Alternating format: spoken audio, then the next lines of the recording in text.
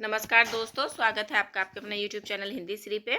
हम सभी आचार्य रामचंद्र शुक्ल जी के पुस्तक का वाचन कर रहे हैं। पीछे की कक्षा को आप प्ले लिस्ट पर जाकर देख सकते हैं।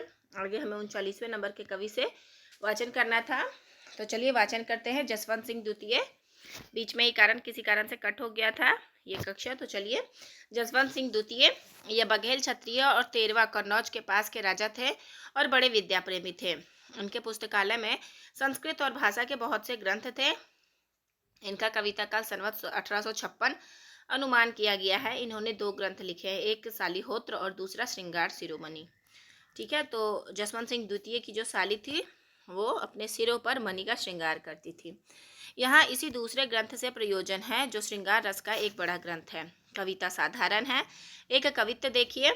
घनन के घोर सोर चारो ओर मोरन के अति चित चोर तैसे अंकुर मुने रहे कोकिलन कुका हुका होती बिहरी न हिय लूक से लगत चिर चारा न गुने चुने रहे झिल्ली झनकार तेसो पीका न पुकार डारी मारी डारी टारी दुरम अंकुर सो न रहे लूने रहे प्राण प्राण प्यारे जसवंत बिनु कारे पीरे लाल उदे बाहर बादर उन्हें रहे।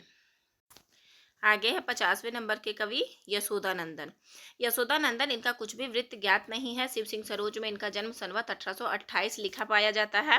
इनका छोटा सा ग्रंथ बरवे नाई का भेद ही मिलता है, जो निसंदेह अनूठा है और रहीम वाले से अच्छा नहीं तो उसकी टक्कर का तो है ही। इसमें 9 बरवे संस्कृत में और 53 ठेठ अवधि में लिखे गए हैं। महत्वपूर्ण है यशोदानंदन के बरवे हैं, इसमें 9 बरवे जो हैं वो संस्कृत में हैं और 53 बरवे जो हैं वो ठेठ अवधि में हैं।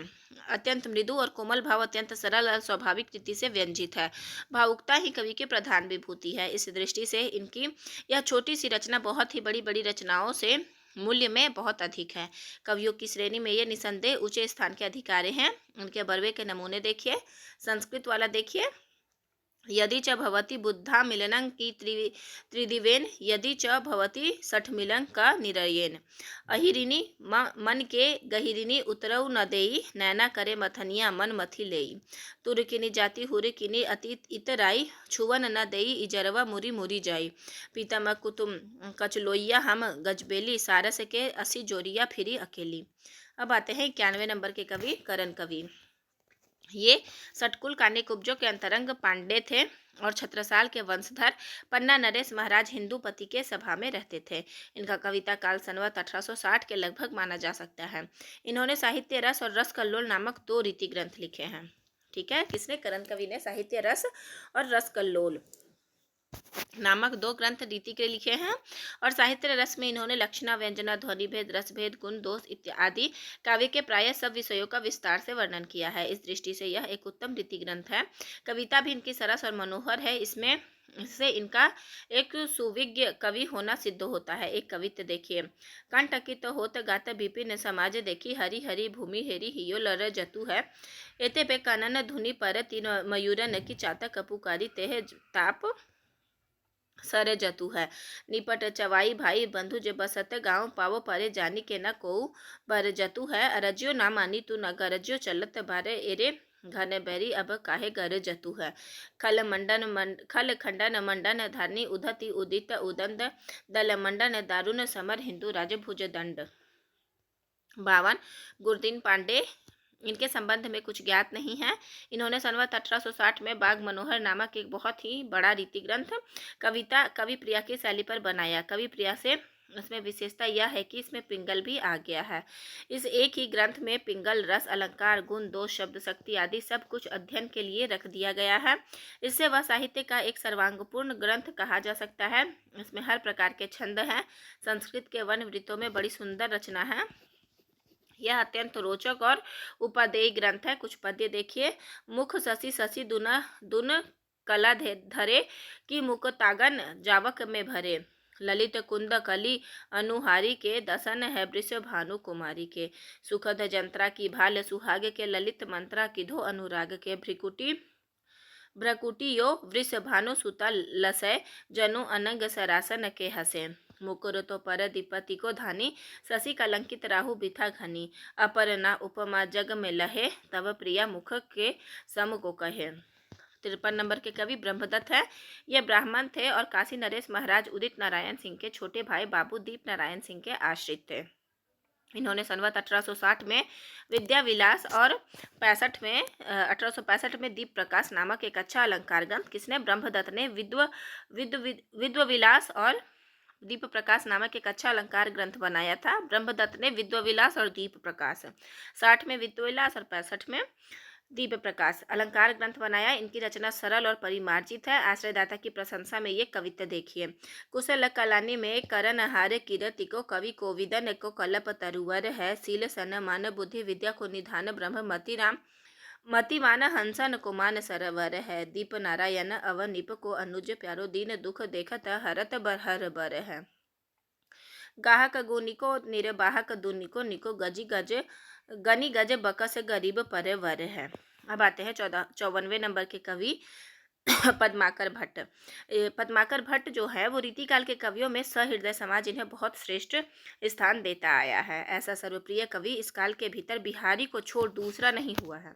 तो याद रखिएगा, पद्माकर के लिए कहा जा रहा है कि ऐसा सर्वप्रिय यानी सबको चाहते बिहारी को छोड़कर दूसरा नहीं हुआ है। इनकी रचना में रमणीयता ही इस सर्वप्रियता का एकमात्र कारण है।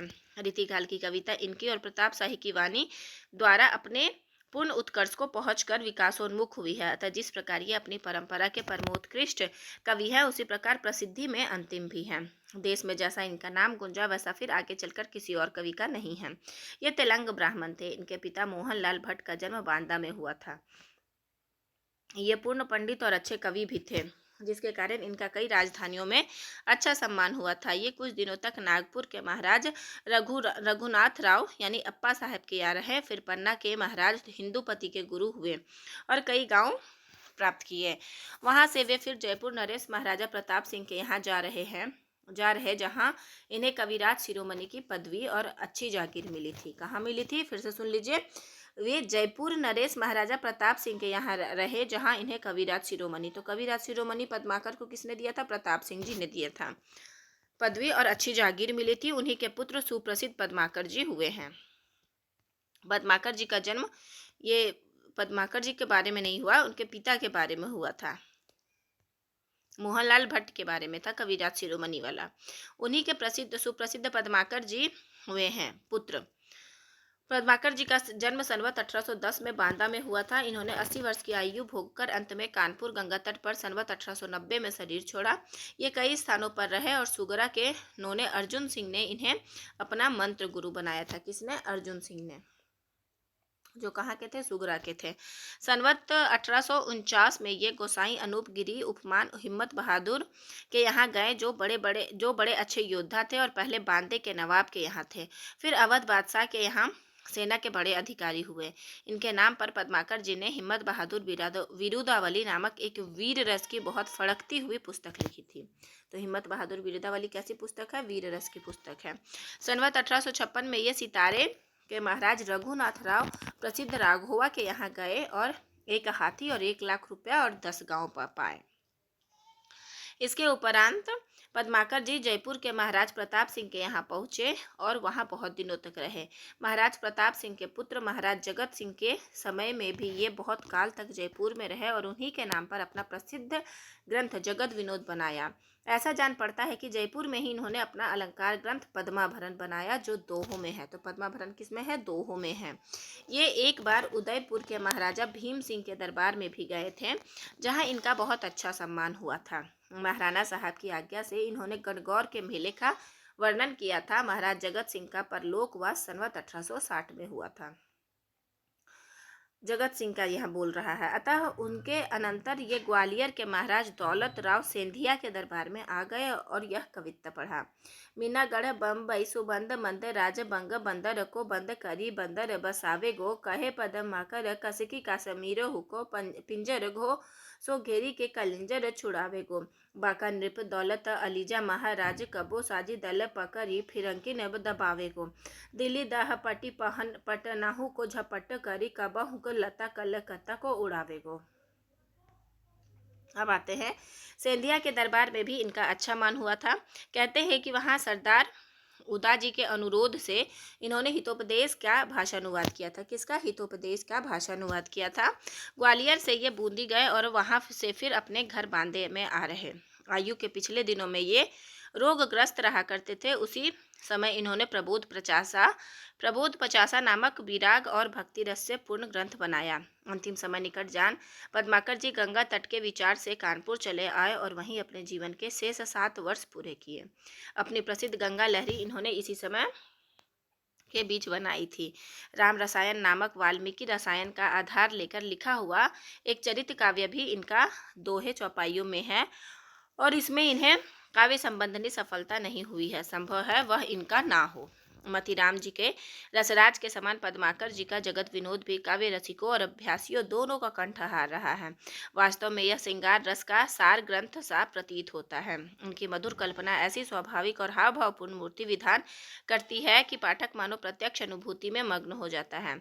ऐसी सजीव मूर्ति विधान करने वाली कल्पना बिहारी को छोड़कर और किसी कवि में नहीं पाई जाती। ऐसी कल्पना के बिना भावुकता कुछ नहीं कर सकती। या तो वह भीतर ही भीतर लीन हो जाती है अथवा असमर्थ पदावली के बीच व्यर्थ फड़फड़ाया करती है। कल्पना और वाणी के साथ जिस भावुकता का संयोग होता है वही उत्कृष्ट काव्य के रूप में विकसित हो सकती है। भाषा की सब प्रकार की शक्तियों पर इस कवि का अधिकार दिखाई पड़ता है। कहीं तो इनकी भाषा स्निग्ध मधुर पदावली द्वारा एक सजीव भाव भरी प्रेम मूर्ति खड़ी करती है, कहीं भाव या रस की धारा बहाती है, कहीं अनुप्रासों में मिलित झंकार उत्पन्न करती है, कहीं वीर दर्प से क्षुब्ध वाहिनी के समान अकड़ती हुई और कड़कती हुई चलती है, कहीं प्रशांत सरोवर के समान स्थिर और गंभीर होकर मनुष्य जीवन को विश्रांति की छाया दिखाती है। सारांश यह कि इनकी भाषा में वह अनेक रूपता है जो एक बड़े कवि में होनी चाहिए। भाषा की ऐसी अनेक रूपता गोस्वामी तुलसीदास जी में दिखाई पड़ता है। देखिए, अनेक रूपता जो तुलसीदास जी में दिखाई पड़ता है वही पद्माकर में दिखाई पड़ता है। अनुप्रास की प्रवृत्ति तो हिंदी के प्राय सब कवियों में आवश्यकता से अधिक रही है और पद्माकर भी उनके प्रभाव से नहीं बचे हैं, पर थोड़ा ध्यान देने पर यह प्रवृत्ति इनमें अरुचिकर सीमा तक कुछ विशेष प्रकार के पद्यों में ही मिलेगी, जिनमें ये जानबूझकर शब्द चमत्कार प्रकट करना चाहते थे। अनुप्रास की दीर्घ श्रृंखला अधिकतर इनके वर्णनात्मक डिस्क्रिप्टिव पद्यों में पाई जाती है। जहाँ मधुर कल्पना के बीच सुंदर कोमल भाव तरंग का स्पंदन है, वहाँ की भाषा बहुत ही चलती, स्वाभाविक और साफ सुथरी है। वहाँ अनुप्रास भी है तो बहुत संयत रूप में। भाव मूर्ति विधायिनी कल्पना का क्या कहना है। ये ऊहा के बल पर कारीगरी के मजबून बांधने के प्रयासी कवि न थे। हृदय की सच्ची स्वाभाविक प्रेरणा इनमें थी। लाक्षणिक शब्दों का प्रयोग द्वारा कहीं कहीं ये मन की अव्यक्त भावना को ऐसी मूर्तिमान कर देते हैं कि सुनने वालों का हृदय आप से आप हामी भरता है। यह लाक्षणिकता भी इनकी एक बड़ी भारी विशेषता है। पद्माकर जी की कविता के कुछ नमूने दिए जाते हैं। फागु की भीड़ अभिरने की गही गोंवदे ले गई भीतर गोरी, भाई करी मन की पद्माकर ऊपर नाई अबीर की झोरी, छीनी पीतंबर कमर तू सदा ते सुविदा दई मीड़ी कपोलन रोरी, नैन नचाए कही मुस्काए लल्ला फिर अयो खेलन होरी। तो ये लल्ला फिर अयो खेलन होरी बहुत महत्वपूर्ण पंक्ति है, बहुत ज़्यादा। आई संग आलिन के ननद पठाई निठी सोहत सोहाई सिस इड़ई सुपट की, कहे पद माकर गंभीर जमुना के तीरे लागो घट भरन नवेली नेह अटकी, ताही समय मोहन जो बांसुरी बजाई तामे मधुर मलार गाई सो बंसी वटकी, तान लागो लट की रही न सुधी घूंघट की, घर की न घाट की न बाट की न घट की, गोकुल के कुल के गली के गाँव गोप गावन के, जो लगी कछु को कछु भाकत भनन नहीं, काहे पद्माकर परोस पिछवारन के, द्वारा के दोरे गुण अगुण गने नहीं, तौलो चली चातुर सहेली यही कोद कहूँ निके के तिहारो ताही भारत मने नहीं, हो तो श्याम रंग में चोराई जित चित चोरा चोरी बोरत में बोरो योपे निचोरत बने नहीं, आरस सो आरत संभारत नशीस पट गजब गुजारती गरीबन की धार पर, कहे पद्माकर सुरासु सर तार तैसे बिथुरी भी राजे बार हिरन के हार पर, छाजत छबीले छिति छहरी छरा के छोर भोर भई भोर उठी आई के केली मंदिर के द्वार पर, एक पग भीतर और एक देह रिपे धारे, एक कर कंज एक कर है की वार पर, मोही लखी सोवत बिथोरेगी सुबेनी बनी तोरी गे हिये को हरे छोरी गे सुगैया को, कहे पद्माकर त्यो घोरी गो घनेरो दुख बोरी गो बिसासी आजे लाजे की है नायको, अहित अनेसो ऐसो कौन उपहास याते सोचन खरी में परी जोवती जुन हैया को, बुझी है चवैया तब कहो कहाँ दैया, इत पारी गो को मैया मेरी से जे पिकन हैया को, एहो नंदलाल एरी ऐसी व्याकुल परी है बाले हाले ही चलो तो चलो जोरे जूरी जाएगी काहे पद माकर नहीं तो ये झकोरे लगे ओरे लो अचा कभी न घोरे घूरी जाएगी शीशे उपचारन घनेरे घन सारन सो देखत ही देखो दामिनीलो दूरी जाएगी तो ही लगी चैन जोलो चैती हैं न चंद्रमुखी चतेगी कहूँ तो चांदनी में चूरी जाएगी चलो सुनी चंद्रमुखी चित्त में चू सुचैन करी तित बन बागन घनेरे अली घूमी रहे कहे पद माकर मयूर मंजू नाचत है चाय सो चकोर नी चकोर चुमी चुमी रहे कदम अनारे आम अगर अशोक थोकर लता नी समेत लोने लोने लगी भूमि रहे फूली रहे फली रहे फबी रहे फैली रहे झपी रहे झली रहे झुकी रहे झूमी रहे तीखे तेग वाही जैसी लाही चढ़े घोड़न पे स्याही चढ़े अमित अरिंदन के एले पे कहे पद माकर निशाने चढ़े हाथी न पे धूरी धारे चढ़े पास पाक शासन के शैल पे साजी चतुरंग चमू जंग जाति बेक हेतु हिम्मत बहादुर चढ़त पर फैले पे चाढ़ी लाली चढ़े मुख पे बहाली चढ़े बाहन पे काली चढ़े सिंह पे कपाली चढ़े बैल पे ए ब्रज चंद गोविंद गोपाल सुनियो क्यों ना एते कलाम किए में त्यो पद माकर आनंद के नंद हो नंदन नंदन जानी लिए में माखन चोरी के खोरी न हवे चले भाजी कछु भय मानी चिए में दूनी न दोरी दुरियो जो चहो तो दूरो की न मेरे अंधेरे हिये में। अब आते हैं 55वें नंबर के कवि ग्वाल कवि। ये मथुरा के रहने वाले बंदीजन सेवाराम के पुत्र थे। ये ब्रजभाषा के अच्छे कवि हुए हैं। इनका कविता काल संवत 1789 से संवत 1918 तक है। अपना पहला ग्रंथ यमुना लहरी इन्होंने संवत 1879 में माफ़ी चाहती हूँ नहीं इन्होंने संवत 1879 में और अंतिम ग्रंथ भक्त भावना संवत 1919 में बनाया। रीति ग्रंथ इन्होंने 4 लिखे हैं। रसिकानंद अलंकार ग्रंथ है। रसरंग संवत 1904 कृष्ण जी को नखसिक रीति ग्रंथ है जो संवत 1884 में। दूषण दर्पण जो 1891 में। इनके अतिरिक्त इनके 2 ग्रंथ और मिले हैं। हमीरहट संवत 1881 और गोपी 25 और भी 2 ग्रंथ इनके लिखे कहे जाते हैं। राधा मानव मिलन और राधा अष्टक। कवि हृदय विनोद इनकी बहुत सी कविताओं का संग्रह है। रीति काल की सनक इनमें इतनी अधिक थी कि इन्हें यमुना लहरी नामक देव स्तुति में भी नवरस और 6 ऋतु सुझाई पड़ी है। भाषा इनकी चलती और व्यवस्थित है। वाग विदग्धता भी इनमें अच्छी है। 6 ऋतुओं का वर्णन इन्होंने विस्तृत किया है, पर वहीं श्रृंगारी उद्दीपन के ढंग का। इनके ऋतु वर्णन के कवित्व लोगों के मुँह से अधिक सुने जाते हैं, जिसमें बहुत से भोग विलास के अमीरी समाना भी गिनाए गए हैं। ग्वाल कवि ने देशाटन अच्छा किया था और इन्हें भिन्न भिन्न प्रांतों की बोलियों का अच्छा ज्ञान हो गया था। इन्हें ठेठ पूर्वी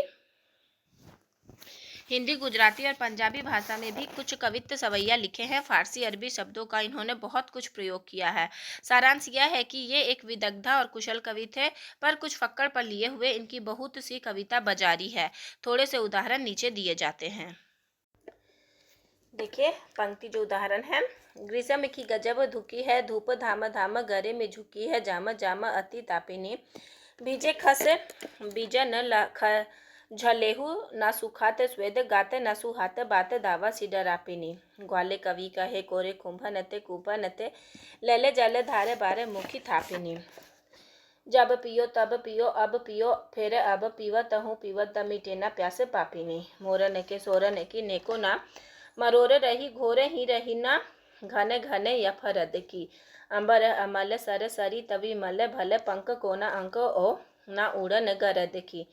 ग्वाल कवि चित्त में चकोरन के चैन भये पंथी न की दूर भई दूषण दर्द की। जल पर थल पर महल पर अचल पर चांदी सी चमक रही चांदनी सरद की। जाकी खूब खूबी खूब खूबन की खूबी यहाँ ताकि खूबी खूबी खूबी खूबी नभ गाहना। जाकी बद जाती यहाँ चारण में ताकि बद जाती वहाँ हुआ रहना। ग्वाल कवि वही परम सिद्ध सिद्ध जो है जग वही पर सिद्ध ताकि यहाँ हवा सहारना। जाकी यहाँ चाह ना है ताकि वहाँ चाहना है। जाकी यहाँ चाह ना है ताकि वहाँ चाहना। दिया है खुदा ने खूब खुशी करो ग्वाल कवि खाव पियो देव लेव यही रह जाना है। राजा राव उमर राव केते बादशाह भय कहाँ ते कहाँ को गए लग यो ना ठिकाना है। ऐसी जिंदगानी के भरोसे पे गुमाने ऐसे देसे देसे घूमी घूमी मन बहलाना है। आए पर वाना पर चले न बहाना यहाँ नेकी करे जाना फिर आना है ना जाना है। अब 56वें नंबर के कवि प्रताप शाही, ये रत्नसेन बंदी जन के पुत्र थे और चरखारी बुंदेलखंड के महाराज विक्रम शाही के यहाँ रहते थे। इन्होंने संवत 1882 में व्यंग्यार्थ कौमुदी की इनकी रचना है प्रताप शाही की। तो प्रतापी लोगों के ऊपर व्यंग्य होता है, व्यंग्य में कॉमेडी होता है। और संवत 1886 में काव्य विलास की रचना की। इसे इन दोनों परम प्रसिद्ध ग्रंथों के अतिरिक्त इन्होंने पुस्तकें इनकी बनाई हुई और हैं। जयसिंह प्रकाश संवत 1882, श्रृंगार मंजरी 1889, श्रृंगार शिरोमणि 1894, अलंकार चिंतामणि संवत 1894, काव्य विनोद 1896, रसराज का टीका 1896, रत्न चंद्रिका सतसई का टीका है जो प्रताप शाही ने किया है संवत 1896, जुगल नक्सिक सीताराम के नक्सिक का वर्णन है, बलभद्र नक्सिक का टीका। इसी सूची के अनुसार इनका कविता काल जो है संवत 1880 से 1900 तक ठहरता है। पुस्तकों के नाम से ही इनकी साहित्य मर्मज्ञता और पांडित्य का अनुमान हो सकता है। आचार्यत्व में इनका नाम मतीराम, श्रीपति और दास के साथ आता है। मतीराम, श्रीपति और दास के साथ आता है। एक दृष्टि से इन्हें उनके चलाए हुए कार्य को पूर्णता को पहुंचाया था। लक्षणा, व्यंजना और उदाहरणों द्वारा विस्तृत निरूपण पूर्ववर्ती 3 कवियों ने ही किया है। इन्होंने व्यंजना के उदाहरणों की एक अलग पुस्तक ही व्यंग्यार्थ कौमुदी के नाम से रची थी। तो याद रखिएगा, ये प्रताप शाही के बारे में मतीराम, श्रीपति और दास जी यानी भिखारी दास जी के साथ प्रताप शाही का नाम आ रहा है। व्यंग्यार्थ कॉमेडी में रची थी। इनमें कवित्त और दोहे सवैये मिलाकर 130 पद्य हैं जो सब व्यंजना या ध्वनि के उदाहरण हैं। साहित्य मर्मज्ञ तो बिना कहे ही समझ सकते हैं कि ये उदाहरण अधिकतर वस्तु व्यंजना के ही होंगे। वस्तु व्यंजना को बहुत दूर तक घसीटने पर बड़े चक्करदार ऊहापोह का सहारा लेना पड़ता है और व्यंग्यार्थ तक पहुंच केवल साहित्यिक रूढ़ि के अभ्यास पर अवलंबित रहती है। नायिकाओं के भेदों, रसादी के सब अंगों तथा भिन्न भिन्न बंधों उपमान का अभ्यास न रखने वाले के लिए ऐसे पद्य पहेली ही समझिए। उदाहरण के लिए व्यंग्यार्थ कौमुदी का यह सवैया लीजिए।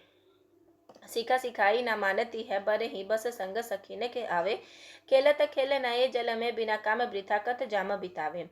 छोड़ी के साथ सहेली ने को रही के कही कोने सवाद ही पावे, कौन परी यह बानी अरि नीत नीर भरी गगरी ढरकावे। सहृदयों की सामान्य दृष्टि में तो वह संधि की मधुर क्रीड़ावृत्ति का यह एक परम मनोहर दृश्य है, पर फन में उस्ताद लोगों की आंखें एक और ही ओर पहुंचती है। वे इसमें से यह व्यंग्यार्थ निकालते हैं और घड़े के पानी में अपने नेत्रा का प्रतिबिंब देख उसे मछलियों का भ्रम होता है। इस प्रकार भ्रम एक अलंकार है। अतः भ्रम या भ्रांति अलंकार यहाँ व्यंग्य हुआ। और चलिए, भ्रम अलंकार के सादृश्य व्यंग रहा कहा करता है। अब इस व्यंग्यार्थ पर पहुंचने की नेत्रा मीन के समान है। अब अलंकार का पीछा छोड़िए, नायिका भेद की तरफ आइए। वैसा भ्रम जैसा ऊपर कहा गया है अज्ञात यौवना को हुआ करता है, अतः ऊपर का सवैया अज्ञात यौवना के उदाहरण हुआ है। यह इतनी बड़ी अर्थ यात्रा रूढ़ि के ही सहारे हुई है। जब तक यह ज्ञात ना हो कि कवि परंपरा में आंख की उपमा मछली से किया करते हैं, तब तक यह सब अर्थ स्फुट नहीं हो सकता। प्रताप शाही के यहाँ कौशल अपूर्व है कि उन्होंने एक रस ग्रंथ के अनुरूप नायिका भेद के क्रम से सब पद्य रखे हैं और जिससे अनेक ग्रंथ को जी चाहे तो नायिका भेद का एक अत्यंत सरस और मधुर ग्रंथ भी कह सकते हैं। यदि हम आचार्यत्व और कवित्व दोनों के एक अनूठे संयोग की दृष्टि से विचार करते हैं तो मतीराम, श्रीपति, दास से ये कुछ 20 ही ठहरते हैं। इधर भाषा की स्निग्ध सुख, सरल गति और कल्पना की मूर्तिमत्ता और हृदय की द्रवनशीलता मतीराम, श्रीपति और बेनी प्रवीण के मेल में जाती है, तो उधर आचार्यत्व इन तीनों में भी और दास से भी कुछ आगे दिखाई पड़ती है। बताइए, प्रताप शाही के बारे में है, दास जी से भी आगे आचार्यत्व है इनका। इनकी प्रखर प्रतिभा में मानो पद्माकर की प्रतिभा के साथ रीतिबद्ध काव्य कला को पूर्णता पर पहुंचाकर छोड़ दिया। पद्माकर की अनुप्रास योजना कभी कभी रुचिकर सीमा के बाहर जा पड़ी है और इस पर भावुक और प्रवीण की वाणी में यह दोष नहीं कहीं आने नहीं पाई है। इनकी भाषा में बड़ा भारी गुण यह है कि यह बराबर एक समान चलती है। उसमें न कहीं कृत्रिम आडंबर का अड़ंगा है, न गति का शैथिल्य और न शब्दों का तोड़ मरोड़। किसी हिंदी के मुक्तक कवियों में समस्या पूर्ति की पद्धति पर रचना करने के कारण एक अत्यंत प्रत्यक्ष दोष देखने में आता है। उनके अंतिम चरण की भाषा तो बहुत ही गढ़ी हुई है, व्यवस्थित और मार्मिक होती है, पर शेष 3 चरणों में यह बात बहुत ही कम पाई जाती है। बहुत से स्थलों पर तो प्रथम 3 चरणों की वाक्य रचना बिल्कुल अव्यवस्थित और बहुत सी पद योजना निरर्थक होती है, पर प्रताप की भाषा एक रस चलती है। इन सब बातों के विचार से हम प्रताप जी को पद्माकर के समकक्ष ही बहुत बड़ा कवि मानते हैं। ऐसा शुक्ल जी कह रहे कि भैया हम तो मानते हैं, पद्माकर से भी बड़ा प्रताप जी को मानते हैं। प्रताप जी की कुछ रचनाएं उद्धृत की जाती है। चंचलता अपनी तजी के रस ही रस सो रस सुंदर पीजो को कित के कहे तुम सो तिनकी कही बातन को ना पति जियो। चोज चवाइन के सुनियो न यही इक मेरी कही नित की जो अंजुल मंजुल मंजरी पे हो मलिंद बिचारी के भारे संभारी के दीजो। तड़प तड़िपा चहु ओरन ते छिति छाई समीरन की लहरे मद माते महागिरी सिंगन पे गन मंजू मयूरन के कहरे इनकी करनी बरनी न परे मगरूर गुमानन सो गहरे घनये नभ मंडल में छहरे घहरे कहु जाए कहूँ ठहरे कानी करे गुरु लोगन की न सखीन कि सखी ने ही मन लावती एड़ी भरी अंगराती खरी कत घूंघट के नए नैन नचावती मंजन के दृग अंजन अंजति अनंग उमंग बढ़ावती कौन सुभावरी तेरो परियो खिन आंगन में खिर पोरी न आवती। कहा जानी मन में मनोरथ बिचारी कौन चेती कौन काज कौन हेतु उठी आई प्राता कहे पर ताप छीने छोली डोली बो पगन कहो अंतर के खोली बो न बोली बो समय सुहात। ननद जीठानी सत रानी अन्न खानी अति रिस के रिसानी न सोना हमें कुछ जानी जात। चाहो पले बैठे रहो चाहे उठी जाओ तो न हमको हमारी परी बूझ के तिहारी बात। चंचल चपला चारु चमकत चारो ओर झूमी झूमी धारू रुआ धारनी पर सत है। शीतल समीर लगे दुखत वियोगी न संयोगी न समाज सुख राज सर सत है। कार्य पर ताप अति निविड़ अंधेरी माह मार्ग चलत नाही नेकु दर सत है। झूमड़ी झलानी चहु कोद के उमड़ी आज धारा धार धारा न अपार बर सत है। महाराज राम राज राव रोस जत दल होत मुख अमल अनिंद महेश के सेवत धरिन केते गबर गमीन गनीम रहे पनग पताल त्यों ही डरन खगेश के। कहे पर ताप धारा धासत त्रासत कसमसत कमठ पीठी कठिन कलेस के कहरत कोल हहरत है दिगी से दल लहरत सिंधु तहरत फन शेष के। अब आते हैं 97 नंबर के कवि और मेरे हिसाब से ये अंतिम कवि होंगे रसिक गोविंद। रीतिकाल का प्रकरण 2 आज समाप्त हो जाएगा, तो ये अंतिम कवि है शायद मेरे हिसाब से, तो अंतिम नहीं यही अंतिम कवि हैं। रसिक गोविंद ये निम्बार्क संप्रदाय के एक महात्मा हरिव्यास की गद्दी के शिष्य थे और वृंदावन में रहते थे। हरिव्यास जी की शिष्य परंपरा में सर्वेश्वर शरण देव जी बड़े भारी भक्त हुए थे। रसिक गोविंद जी उन्हीं के शिष्य थे। ये जयपुर यानी राजपूताना के रहने वाले और नटानी जाति के थे। इनके पिता का नाम शालिग्राम और माता घुमाना, चाचा का मोतीराम और बड़े भाई का बाल मुकुंद था। इनका कविता काल संवत 1850 से 1890 तक अर्थात विक्रम की 19वीं शताब्दी के मध्य से लेकर अंत तक स्थिर होता है। अब तक इनके 9 ग्रंथों का पता चलता है, संभवतः और भी दोहे होंगे। 9 ग्रंथ ये हैं। रामायण सूचनिका 33 दोहों में अक्षर क्रम से रामायण का कथा संक्षेप में कहा गया है। यह संवत 1858 के पहले की रचना है। इसके ढंग का पता इन दोहों से लग सकता है। चकित भूप बानी सुनत गुरु वशिष्ठ समुझाए दिए पुत्र तब ताड़का मग में मारी जाए। छाड़त भर मारी च उड़ियो पुनि प्रभु हत्यो सुबाह मुनि मख पूरन सुमन सुर बरसत अधिक उछा। अब आते हैं दूसरा रसिक गोविंदानंद घन। यह 700-800 पृष्ठों का बड़ा भारी रीति ग्रंथ है, जिसमें रस और नायक नायिका भेद, अलंकार, गुण, दोष आदि का विस्तृत वर्णन है। इनसे इनका प्रधान ग्रंथ समझना चाहिए। इनका निर्माण काल बसंत पंचमी संवत 1858 है। यह 4 प्रबंधों में विभक्त है। इसकी बड़ी भारी विशेषता यह है कि लक्षण गद्य में है और रसों, अलंकारों आदि का स्वरूप पद्य में समझाने का प्रयत्न किया गया है। संस्कृत में बड़े बड़े आचार्यों के मतों का उल्लेख भी स्थान स्थान पर है। जैसे रस का निरूपण इस प्रकार है। अन्य ज्ञान रहित जो आनंद सो रस प्रश्न, अन्य ज्ञान रहित आनंद तो निद्रा ही है। उत्तर निद्रा जड़ है यह चेतन, भारत आर्य सूत्रकर्ता के मत विभाव अनुभाव संचारी भाव के जोग से रस की सिद्धि। अथ काव्य प्रकाश को मत कारण कारज सहायक है, जो लोक में इन ही को नाट्य में काव्य में विभाव संख्या है। अब टीकाकर्ता को मत और साहित्य दर्पण को मत सत्व विशुद्ध अखंड स्वप्रकाश आनंद चित्त अन्य ज्ञान नाही संग ब्रह्म स्वाद सहोदर रस। इसके आगे अभिनव गुप्ताचार्य का मत कुछ विस्तार से दिया है। सारांश यह है कि यह ग्रंथ आचार्यत्व की दृष्टि से लिया गया है, इसमें संदेह नहीं है, और ग्रंथों की अपेक्षा इसमें विवेचन भी अधिक है और छुटी हुई बातों का समावेश भी है। दोषों का वर्णन हिंदी के लक्षण ग्रंथों में बहुत कम पाया जाता है। इन्होंने काव्य प्रकाश के अनुसार विस्तार से किया है। रसों अलंकारों आदि के उदाहरण कुछ तो अपने हैं, और पर बहुत से दूसरे कवियों के उदाहरणों के चुनने में इन्होंने बड़ी सहृदयता का परिचय दिया है। संस्कृत के उदाहरणों के अनुवाद भी बहुत सुंदर करके रखे हैं। साहित्य दर्पण के मुग्धा का उदाहरण दत्तो साल समंथर इत्यादि को देखिए। हिंदी में ये किस सुंदरता से लाए हैं। आलस सोमंद मंद धारा पे धारती पाए, भीतर ते बाहिर न आवे चित्त चाय के।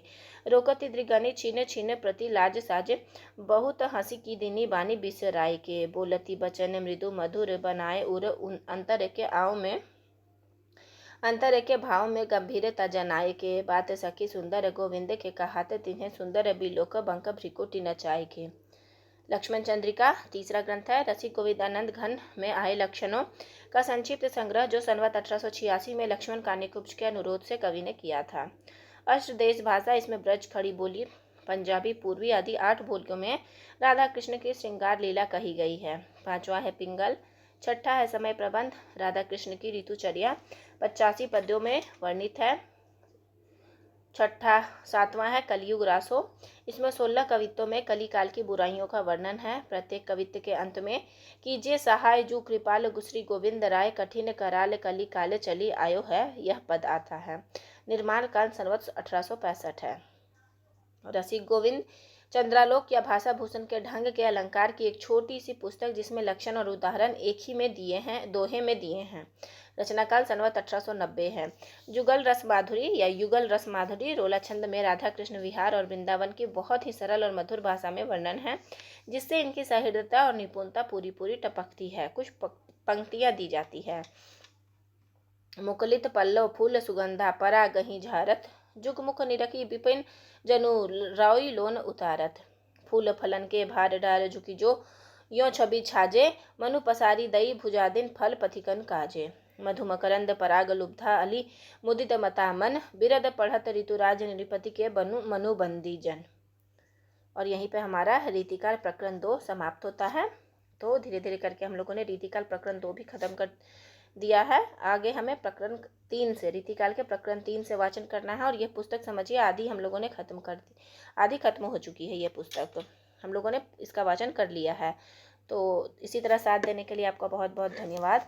आशा करूँगी ये वीडियो आपको लाभान्वित करेगी।